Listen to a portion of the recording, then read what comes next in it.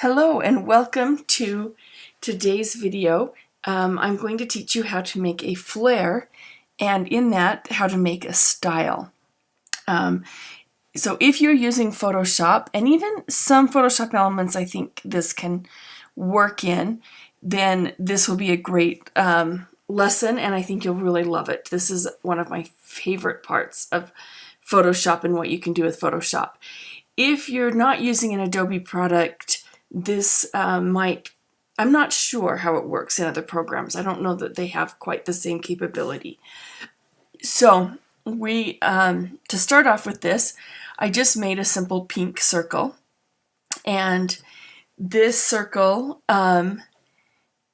is not super big. You know, if we hold it up here, it's about 2 inches by 2 inches, but a little smaller than that. And so what we're going to do, but I've kind of zoomed in on it, it's zoomed in at 50%. We're going to make this into a flare, so that or like a brad of sorts. And we're going to put a word on here. We're just going to put a star. Let's just do something super simple.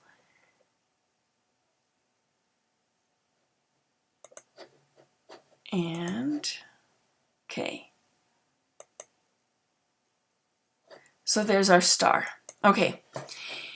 Now, and you can, I usually make a separate layer for the star just so that I can change things, but for today we'll just leave it there to make it a little easier.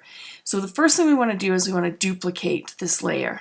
So now we have 2 of these circles. Okay.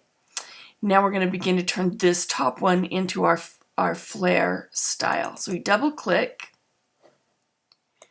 and we are going to first choose, we're going to be here on general blending, and we're going to change this to, if I can remember,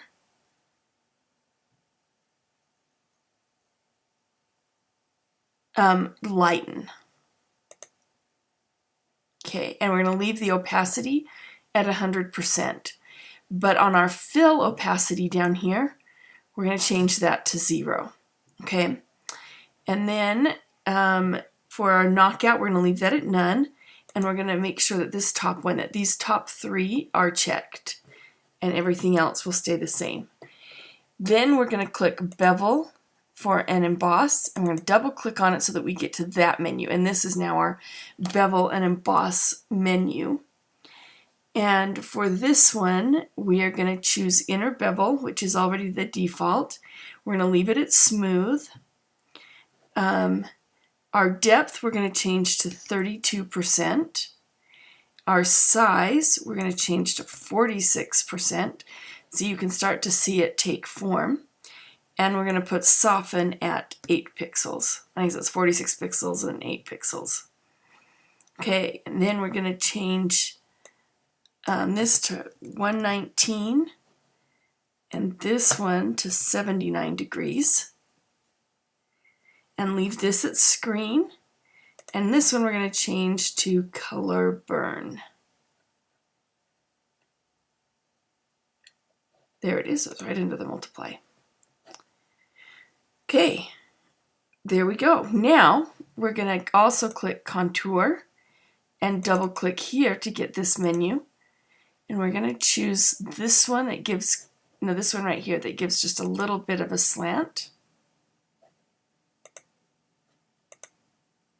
Yeah, I think I like that one better.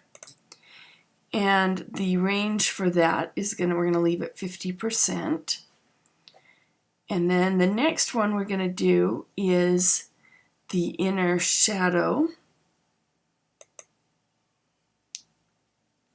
And for inner shadow, or actually not inner shadow, we're going to do inner glow and double click on it. Okay, and then we're going to change this to multiply. And we're going to do 5% and 0%. And leave everything else the same. And the last one we're going to do is satin. And we're going to leave it at multiply. We're going to do the opacity at 20%. The angle, we're going to leave it 19%. And then we're going to do these at 12 and 12. And the little contour here, we're going to do these jagged mountain looking things. Okay. I'm not sure. Let's just see. And these you can kind of play around with to get different looks.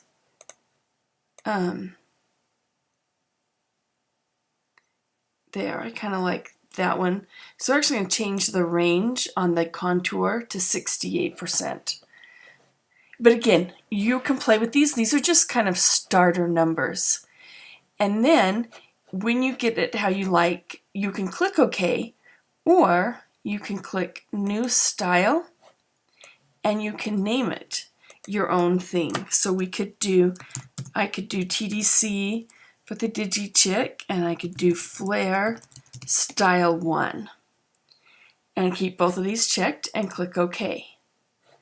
So now we can see down here, this first one right here is the one that we just created. And if we move it off of our pink circle, you can kind of see how it works. So that is how you create a style, and then you're able to use it again and again. And with this, you can change the color. And if you want to add a layer and put in something else,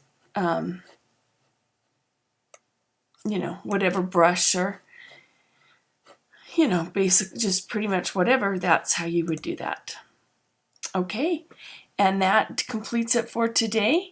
Thank you for joining me, and we will see you tomorrow.